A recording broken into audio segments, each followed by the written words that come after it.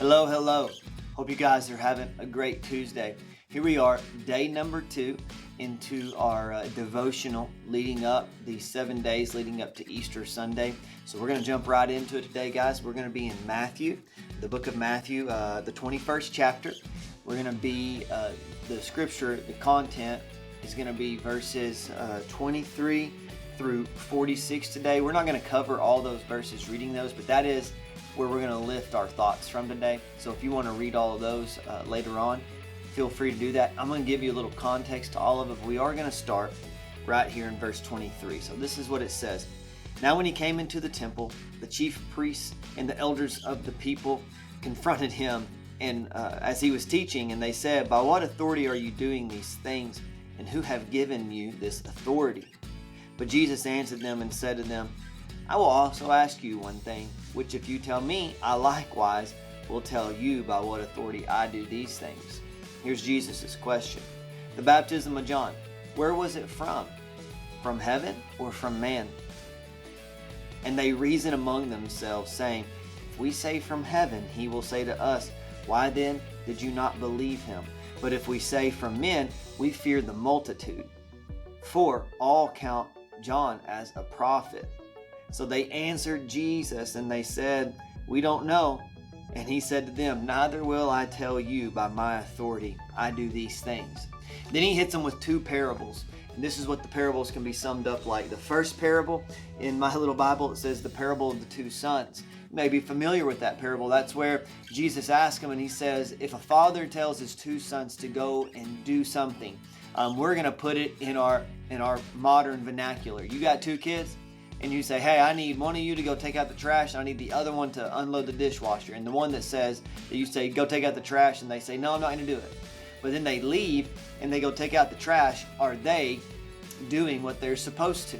And then what if you have the other one that you say, "Hey, go unload the dishwasher," and they say, "I'm going to get right on it, Mom," and they never unload the dishwasher? Jesus basically says to them, he says, which one of these did the Father's will? Right? It was the first one. He said, "I ain't going to do it," but then he went and did it. And the other one said, "I'm going to do it," but they never did it. And then he had the parable of the wicked vine dresser. I don't know if you're familiar with this one or not. It doesn't get taught that often, but it's a very interesting parable. And essentially what happens in this parable is this man has a vineyard and he hires someone to take care of it and he moves away. And when it came time for him to get the produce from the land that he owned, from the vineyard that he owned, he sent some of his workers to go get it. And the dude takes them and kills them. So he sends another batch of them, even more this time. They take them and kill them. So the third thing he does was he sent his own son, takes him, he goes on behalf of his father to get what was rightfully theirs. And they still killed that guy as well. They still killed his son. Because they said, "We'll kill him and we'll get his inheritance." Jesus asked, he said, what's going to happen when the one that owns the property comes back to deal with them? And they all say, "Oh, well, he'll kill them all and get somebody that'll take care of business like they're supposed to." And Jesus asked him, this is what he says. He says, exactly. He said, "Have you never read the scripture? The stone which the builder rejected has become the chief cornerstone. This was the Lord's doing, and it is marvelous in his eyes." Man, what's some interesting scripture reading for today, right? Well, here's what I want to lift out of today.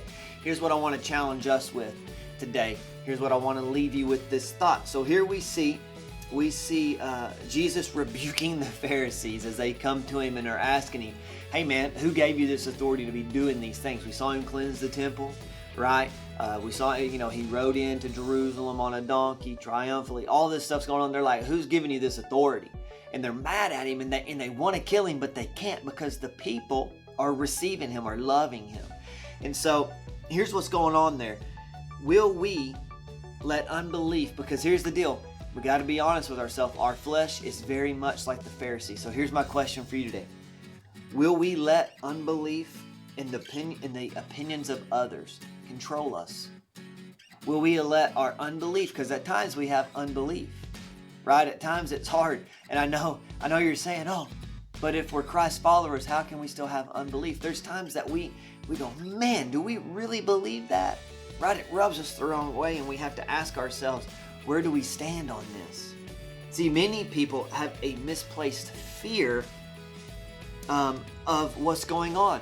And what happens is this misplaced fear of men is what it really boils down to. They have a misplaced fear of the circumstances. And this misplaced fear gets projected into a misplaced fear and trust of God, when really it isn't supposed to be that way. And that's what Jesus is trying to show these Pharisees in this reading. The question for us today is, will we let unbelief and misplaced fear or the thoughts of others dictate how we respond to certain situations? Will we allow it to control us, or will we submit to God and allow His authority, the authority that Jesus was displaying, will we allow it to hush all the outside noise that we're hearing? Sometimes it's got to quiet even our inside noise. Sometimes I'm my loudest. Sometimes I'm the one that gets inside my head the most. I don't even need that outside pressure sometimes. Sometimes it's coming from within. It's that self-doubt. It's that self-reliance that I'm looking for a way to make it through whatever the circumstance is. But what I need to do is I need to trust in the authority that Jesus has. I need to trust in the authority of God the Father. I need to submit myself. And I need to be fearful, not afraid, but I need to be in reverence of what God's done for me. Right?